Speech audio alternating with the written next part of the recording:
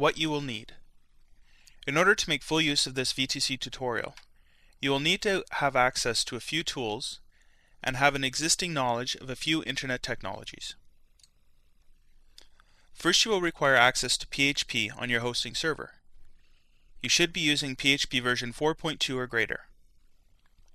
You will also require access to MySQL version 3.2 or greater. PHP must be on the same server as your hosting account, while MySQL usually is on the same server, but can also be on a separate server. Ideally, you should have command line or terminal access to your hosting account in order to take full advantage of the section in this tutorial on command line MySQL.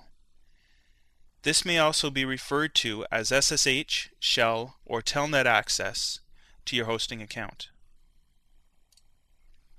In addition to PHP and MySQL, you will require a text editor to write your PHP scripts in. For the Macintosh, I recommend BBEdit. For Windows, Notepad. You can, however, use any other text editor that you prefer.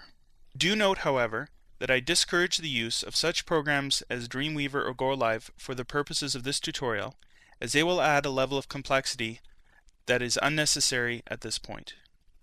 Finally, you will require a working knowledge of how to get your PHP script from your computer to your hosting account.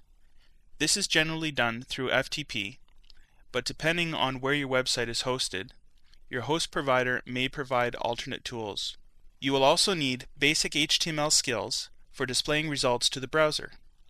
PHP is primarily used for creating dynamic web pages, and as such, you will need to know how to format results produced with PHP for viewing in a web browser. If you do not know HTML at all, I would recommend that you examine the VTC training course on HTML4, as it will give you a very good grounding in HTML to work with. In order to program PHP, you do not have to know HTML, but it certainly helps a great deal to know how to make your output look decent in a browser. If you do not have a website hosting account, be sure to review the resources tutorial in this chapter, as I have included several resources for hosting companies that provide PHP and MySQL access.